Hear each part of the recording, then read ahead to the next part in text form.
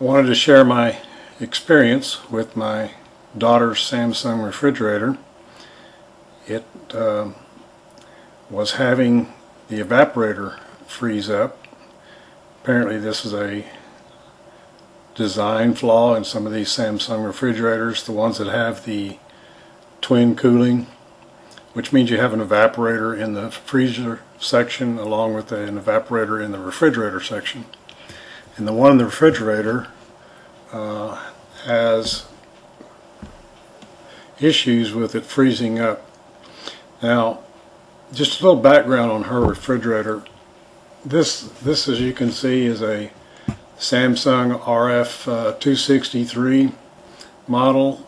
This problem occurs with many similar models. Hers was made in looks like August of 2015. She bought it as a floor model about 3.5 years ago, and she's had issues with it making noises every now and then not cooling very well. And when I would go over there to look at it, it usually took me 2 or 3 days to get over to her place, and when I'd get over there I wouldn't find anything wrong with it. As far as, you know, it seemed to be cooling okay, it wasn't making any more noises. And so generally what I did was I cleaned the coils, because that just seemed to be the only thing that I could really find wrong with it. And so the coils in the back would be, you know, very dirty. She has several cats. She is into cat rescue and has several cats in the house. And so her coils in the back were dirty, and I assumed that was the reason her refrigerator was not cooling very well. And so what I would do was clean her coils, and it seemed to be okay for several more months, and then it would be an issue again. It would be making noises or not cooling well in the refrigerator section. Well, I finally tracked it down to what it was, and it's the evaporator freezing up. But first I want to tell you about cleaning these coils. The coils, as you can see here, are very intricate, and in a lot of refrigerators you can take a brush and clean them, and vacuum and a brush, and you're good to go. These coils are really so difficult to clean that the only good way to clean them, and I've cleaned a lot of refrigerator coils, but these coils are just very intricately constructed, and there's no way to get a brush in there and clean it. So what I use is an air compressor, and I've got from Harbor Freight, I've got a small air compressor that I take over there, and the gun that I used, I prefer to use this gun because of the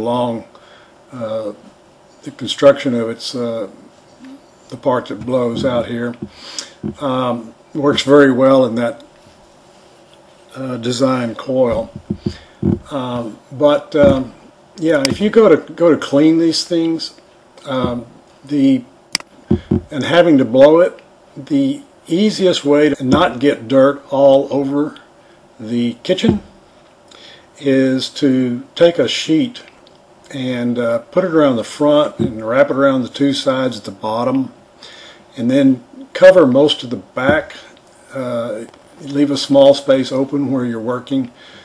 Cover it with another sheet or newspapers or whatever you can get on the back here, so that you just have a small opening that you're working with, and use your vacuum and your blowgun right in that small area, and that way the dirt doesn't go all over the kitchen. Most of the dirt will be sucked into the vacuum. So that's the way I clean it without just getting a huge mess all over the kitchen. Okay, so her refrigerator, when I cleaned it this last time, cleaned the coils, I looked inside the refrigerator and found that the evaporator cover. Let's see, I've got a picture of the evaporator cover.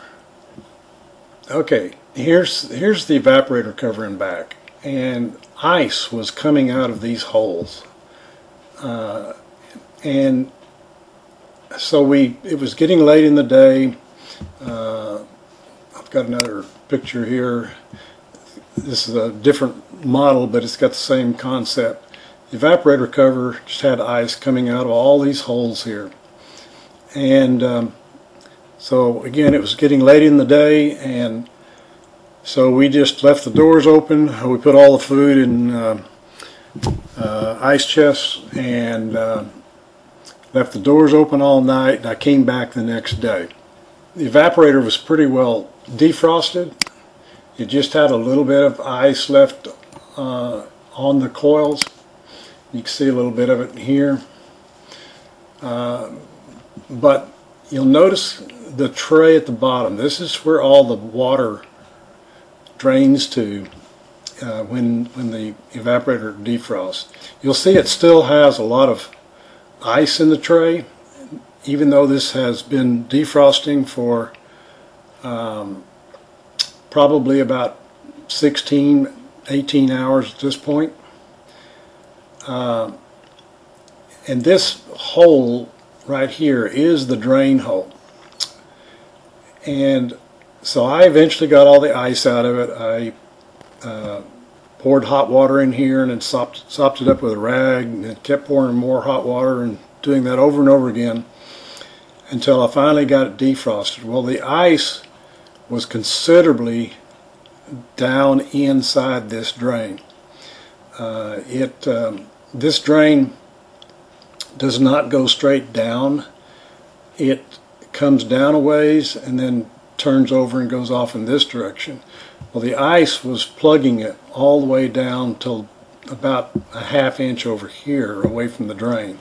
So ice all the way down in the drain line over to about here. And I finally got it cleared out, and so then I could proceed with my next step. Which my next step was to replace this piece right here. This is a heater probe that is supposed to conduct heat down here to defrost this ice. And this probe is not designed well. It just is too short, and it does not put enough heat down in here to defrost this ice between cycles. So the solution is this is the new piece that they make. Here's the model number, and the old style, which you saw in the previous photo, was about a ½ inch long. The new style, this one, this part is about 1 3/4 inches long. Now long, I mean from here to here. Overall, this is about 2.8 inches or so tall. And there was another version. Let's see, this one here. Here's the original probe, defrost probe. Here's a version they tried for a while. Didn't work. There was also another version. Let's see. Okay, there was also another version that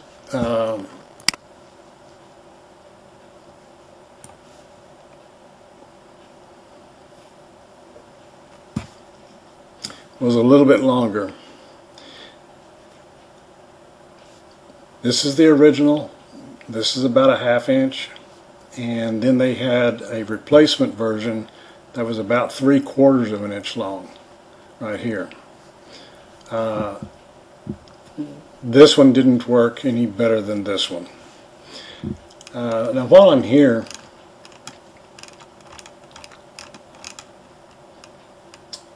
this is a service bulletin, by the way, that talks about fixing this issue.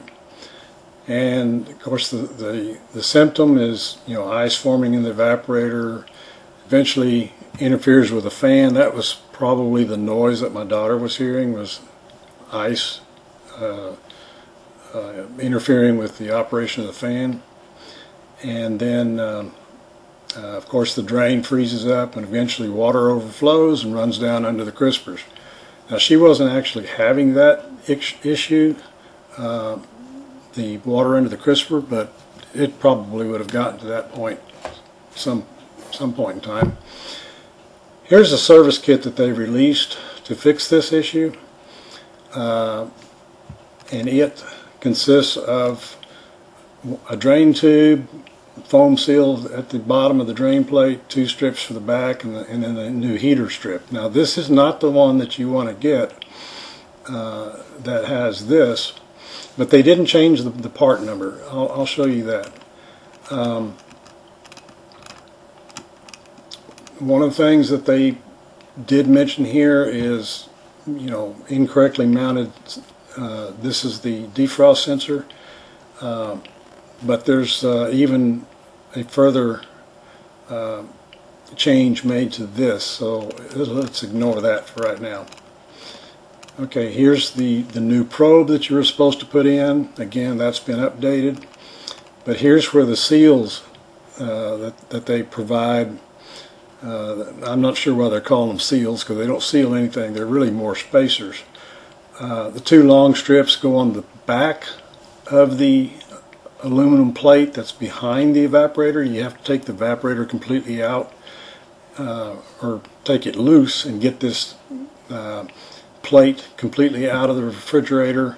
Put these 2 strips on the back of it. You put this strip along the bottom of the drain pan, and the idea being here is this helps get some of the heat, stops some of the heat from being transferred into the refrigerator.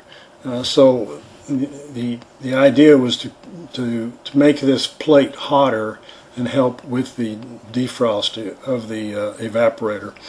Now, in my opinion, this really is not the problem. I don't think this did anything, but if you do want to buy this kit, you can get it. Let's go look at okay. Alright, if you wanted to buy that kit, it's been slightly modified from that service bulletin.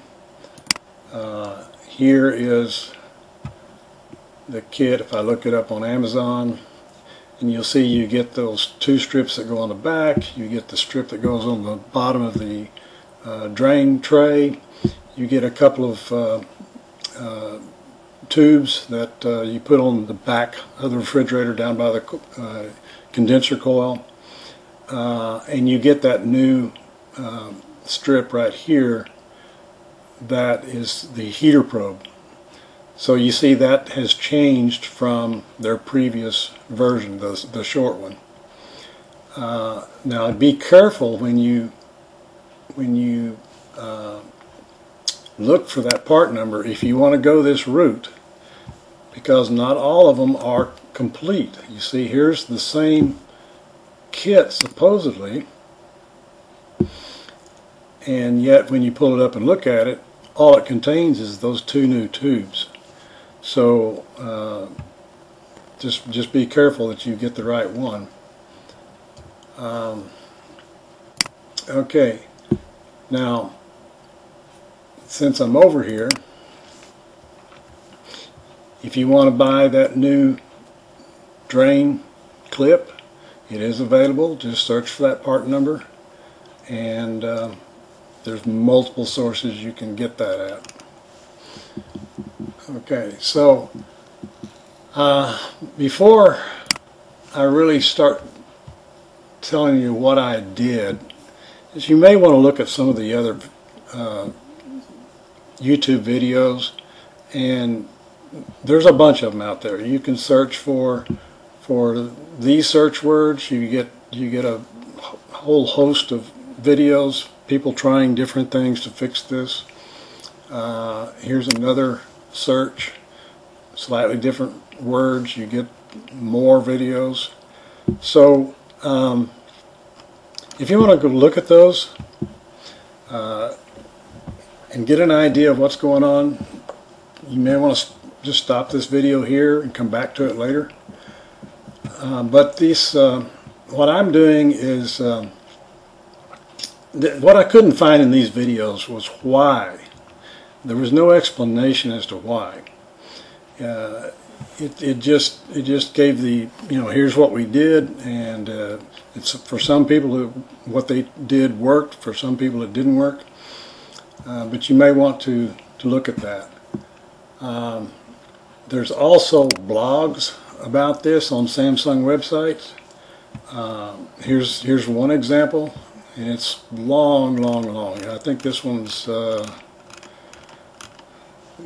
16 pages of people complaining about this problem. Here's another blog, and I'll put these links in the comment or video description down below.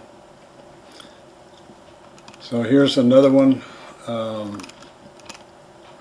It's the same thing. This one's 15 pages long. So you can browse through these two as well as the YouTube videos, and just kind of familiarize yourself with the problem. But they're all going to be the same thing, really. There's a few minor exceptions. Now, not every leak in the refrigerator section, not everything that causes the icing up in the evaporator, not everything that causes water to collect into the crisper is related to the drain. There's a few exceptions to that, and one of them is let's see, one of them has to do with a picture here of it. One of them has to do with air leakage up around these lines when they enter the refrigerator, the back of the refrigerator, and it causes ice buildup here, which is not necessarily related to the drain freezing issue. So there's a few other things, and people had air leaks around their evaporator coil. I'm sorry, around their evaporator cover. Few people said they had cracks in their evaporator cover, and a few people said they had cracks in the back of the refrigerator. So that probably was a result of this ice building up back there and actually damaging either the cover on the evaporator or cracking the back of the refrigerator. So that resulted in additional issues. Okay, here's that kit that contains everything. There's your number. Here's what you're supposed to get with it. So make sure you get everything that comes with it. And by the way, this, I don't know why they showed this on, one of these ends goes on this tube, so this photo's not correct. Okay, so what we're going to do here is I'm going to show you what I did, and what I did actually involves making a drain heater clip, because I didn't have time to order one. When I discovered this problem, we had to get the refrigerator going, so I just made a clip, and I want to show you how I made that clip and why I made it the way I did. I have a drawing for that clip, which I'll post in the I'll give you a link to this drawing. This is a scale drawing, but I made mine out of 062 aluminum, which is considerably thicker than the part that Samsung is saying that replaces their original part. This is relatively thin. You can see maybe how thin it is. The thing about making it thicker is that thickness has a direct correlation to how much conductivity, thermal conductivity, that this probe has. Now the idea behind this probe is it loops itself over the top of the heater and conducts part of the heater goes right through here, and it conducts heat down into the drain line and melts the ice. That's the whole premise of this thing. So making it out of 062 aluminum instead of the thinner, I think it looks like to me the Samsung part is probably around the maybe 040 size, maybe even smaller than that.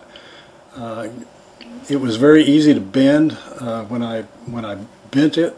The original probe, this 062 is heavier gauge. It's a little harder to bend, but it will conduct more heat down into the drain line, and that's the whole idea. Is I want to get that drain line thawed out, and I want to end this problem. So I also, while I was there, here is, and we'll get to the construction of that part after this, but while I was in there replacing the defrost probe, is I changed the position of the defrost sensor. This is where it was originally located, over here, and I changed it over here. And here's the specifications for that sensor. It shuts off the heater at 50 degrees in the freezer. Remember, this is twin cool, so you have two sections. You have two different evaporators. So 50 degrees in the freezer, but the freezer doesn't have an issue that I'm aware of. But in the fridge section, it shuts off the defrost cycle at 63 degrees. So when that sensor senses 63 degrees, it says, I must be defrosted, therefore end the defrost cycle. Now if you want to test your probe to find out if it's defective, because that's another cause for the thing failing to properly de-ice, is it should be about 5 kiloohms at 77 degrees. And I've got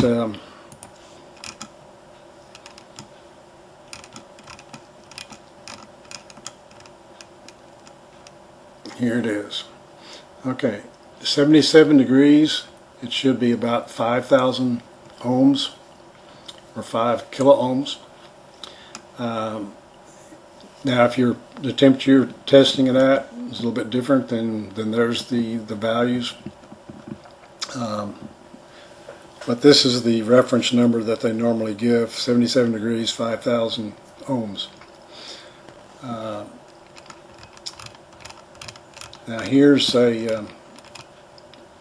one of the service bulletins where they recommended moving that from the original location to the other line.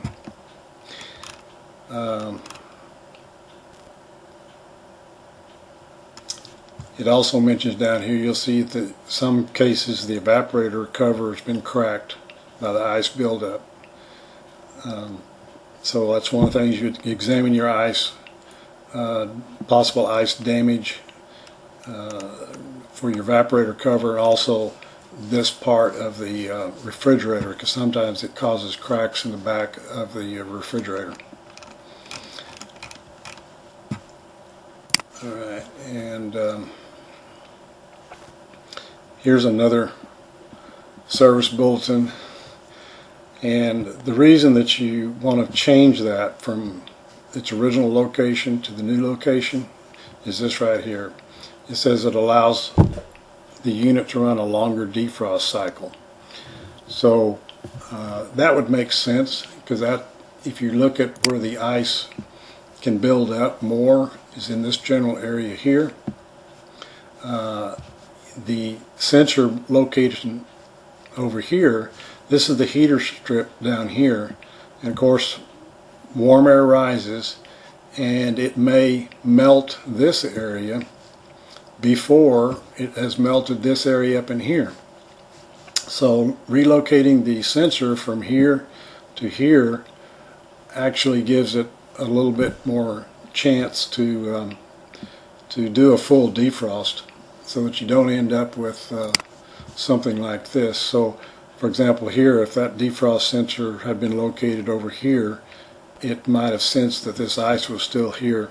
Now this one was actually caused by a different issue. It's caused by a leakage of air up in this section, but still the concept would have been the same. There's more ice going to build up over here than over here. Well, actually it's going to stay longer. Okay, one of the other things that is mentioned in the videos that I looked at is relocating the thermal sensor for the defrost. It's located over on in this refrigerator model. It's located on the left. You'll see a couple little black dots. Now if you see this, that's what that is. And what that is, that's a safety device. Its function is to, if the sensor for the defroster has gone bad, and the defroster just continues to run its cycle because of a bad defrost sensor, well, this prevents the thing from just heating up and possibly causing damage to the refrigerator. So what happens is when the temperature reaches 140 degrees, it opens up the heater circuit and turns the heater off, and then this will close back at 104 degrees. So it keeps the maximum temperature that this can reach to 140 degrees, and hopefully you'll get the refrigerator fixed when you find out it's not working correctly, but at least it won't have any damage. Alright, now I think I'm done showing you all the pictures, so let's go ahead and I'll show you how I made this heater probe. So let's get on to that.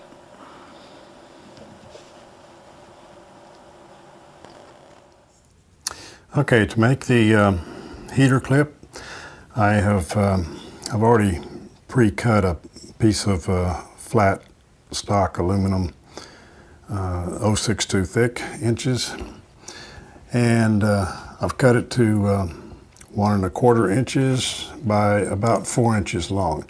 I've got it longer than necessary because I'll show you why in a minute. Okay, I took and marked my lines for the 7/16 portion just by putting it on the template, scribing a couple of marks, and then doing a straight line. The first thing I'm going to do is I'm going to take off about 1 inch of the tape, and the reason being, this is where I'm going to make the loop, and I don't want to have to dig the loop out of the inside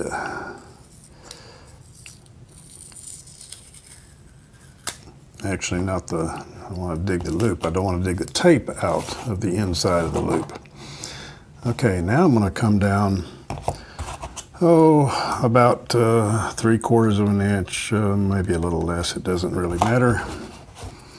And I'm going to draw a straight line across that because I want the loop to be square with the rest of the clip. Okay, now that I have a straight line across this, what I'm going to do next is I'm going to go to my vise, and I'm going to open the vise up maybe a little less than 1/2 inch, and I have a screwdriver.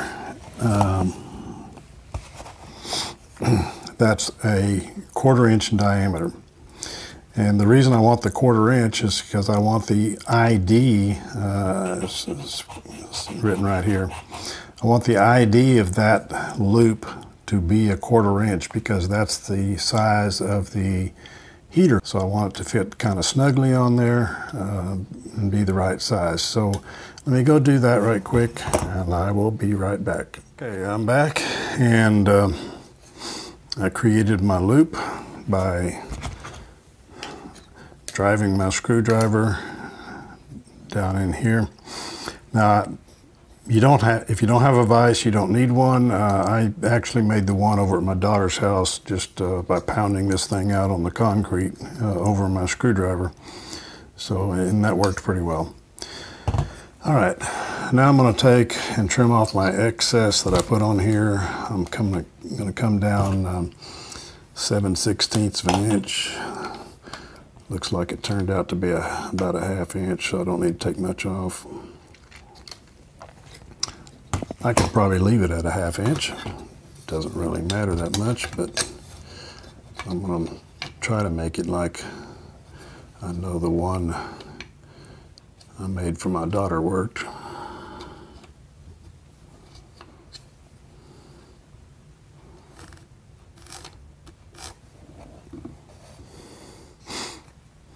Okay.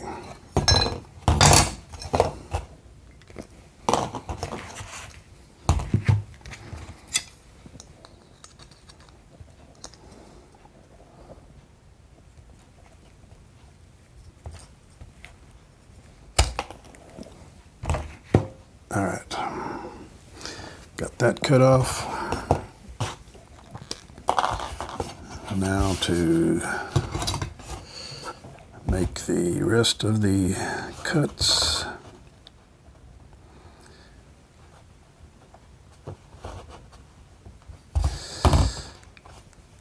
Okay.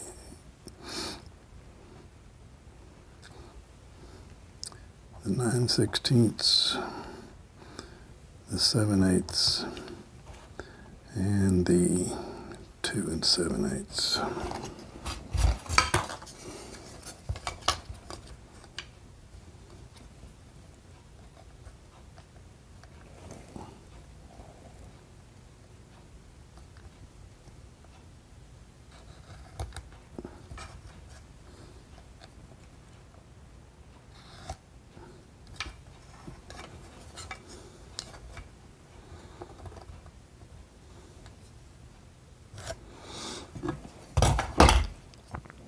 Okay, I've got my marks on here. I'm going to be cutting across here and across here.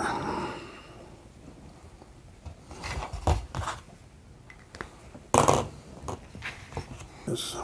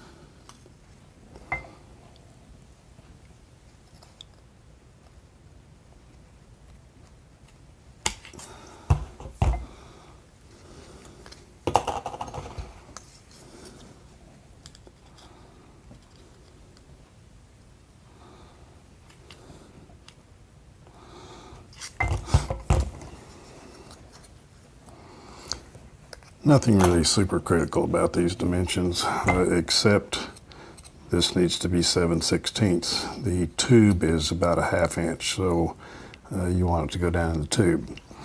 Now I'm going to cut off the end. Now, if your heater tube goes straight down into the refrigerator, you can make this longer if you want. I know that the 2 7/8 works pretty well, so I'm going to go ahead and cut this one off to my 2 7/8. Okay, and then I'm going to clip the corners like it shows on the drawing. That's just so that it doesn't snag as I push it down into the tube. Alrighty, so there it is, a perfect match for the drawing. Take my tape off.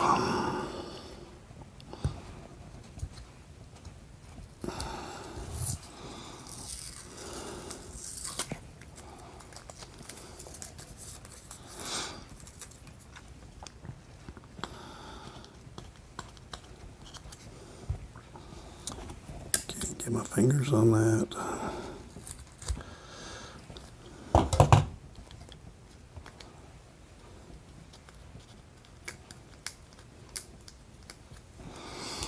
Alrighty, there it is. So, if you are installing this, what the easiest thing to do is to, if this is your heater strip, drop this down into the drain tube. Again, if yours is straight down, it's going to be like this. And then you're going to bring it up behind the heater strip and push it over. Now then, if you have the heater drain tube that goes off to the left like my daughter's did, what you have to do is take this, let's see if I can get it where the camera can see it, and make a 90-degree twist.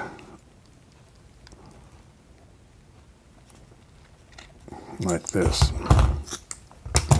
Now you can take and put that bend in it, just kind of by hand, so that it goes off to the left, like that. And then when you put it on the drain, just take some pliers and kind of pinch the two corners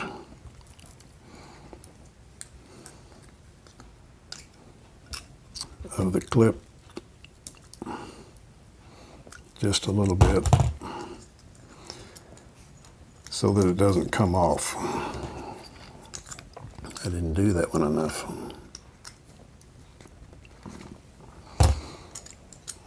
Okay, so just like that.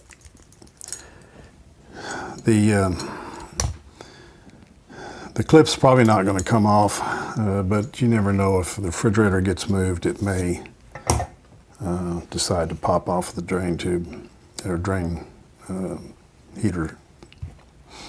So anyway, there it is. The ID again of this has to be 1/4 inch and bent off to the left if you have that type of drain. And that's it. So there's only 3 things you need to do. 1 is clean the condenser coil. 2, install a new aluminum clip. And then 3 is move the defrost sensor from its current location over to the other tube on the evaporator. So that's it. I hope this works for you. It did for my daughter. It's been working for months and months now without any issue. So anyway, that's all. And be sure and look in the description below for links. I'm going to put that in there for the items mentioned in this video. Bye.